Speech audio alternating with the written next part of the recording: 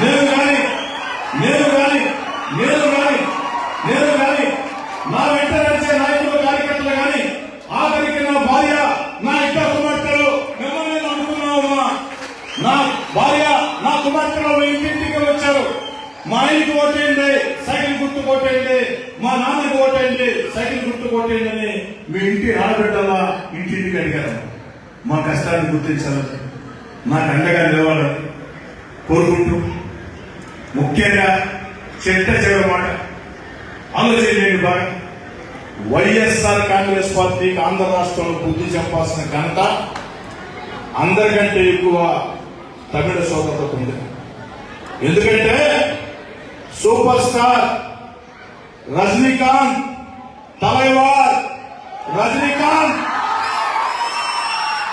తమిళనాడులో అందరు హీరోలకు అభిమానులు ఉంటారు.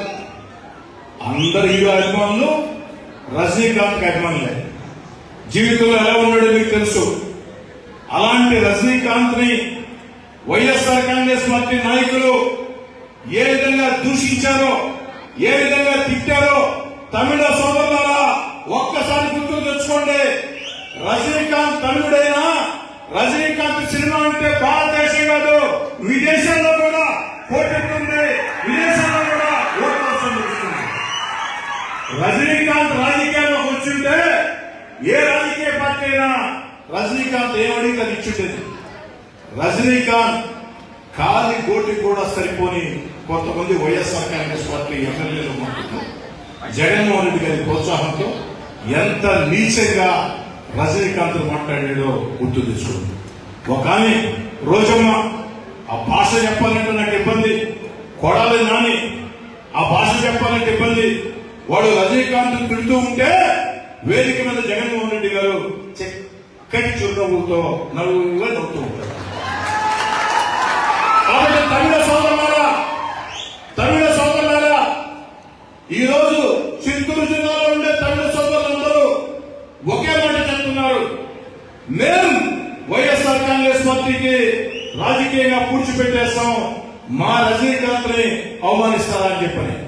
మరి ఇక్కడ ఉన్నటువంటి తమిళ సోదరులు కూడా నేను మనం చేస్తూ ఉన్నా, మరోసారి తమిళుల గురించి, తమిళ రాజకీయ నాయకుల గురించి, తమిళ నేతల గురించి, తమిళ యాక్టర్ల గురించి, తమిళ భాష గురించి, తమిళ సంస్కృతి గురించి మాట్లాడాలంటే అందరూ భయపడే విధంగా ఈ ఎన్నికల్లో వైఎస్ఆర్ కాంగ్రెస్ పార్టీకి దొంగ పెట్టాలని కోరుతున్నాను. శ్రీలంక కాలనీ నేను ఏ విధంగా అభివృద్ధి కార్యక్రమాలు చేస్తారో మీకు తెలుసు. ఈనాడు నేను అధికారంలో లేను, 16 నెలలుగా అధికారంలో ఉన్న వేళ, ప్రతిపక్షంలో ఉన్న వేళ, రేపటి రోజు మీ అందరి ఆశీస్సులు నాకుంటే ఎమ్మెల్యేగా రేపటి రోజు ఖచ్చితంగా సూర్యుడు తూర్పున ఉదయిస్తాడు. ఎంత వాస్తవమో జరగబోయే ఎన్నికల్లో తెలుగుదేశం కూటమి గెలవబోతుంది మీ అందరి మద్దతుతో. అధికార పార్టీ శాసనసభ్యుడిగా అన్ని రకాలు కూడా స్పెట్స్ గా ఉన్నాయి, అన్ని రకాలు కూడా మీకు అండగా నిలుస్తారని చెప్పి కోరుకుంటూ, ఏది ఏమైనా తమిళ